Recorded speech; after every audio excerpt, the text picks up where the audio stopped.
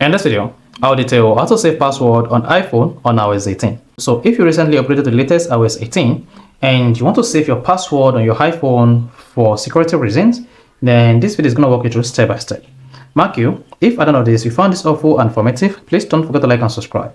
Now, to save password on your iPhone, you need to have the passwords application installed on your iPhone. Is that?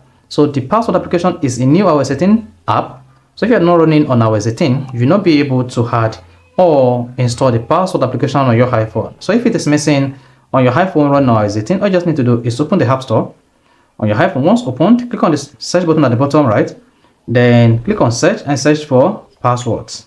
So you're gonna find this under utilities on your iPhone like this, and then click on the search.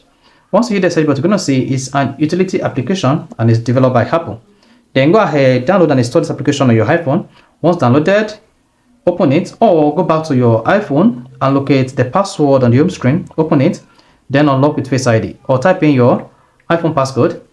Now, to save password on your iPhone, all you just need to do is click on this plus icon at the bottom right, type in the website, the username and the password. So the website, let's say the website is finance.com.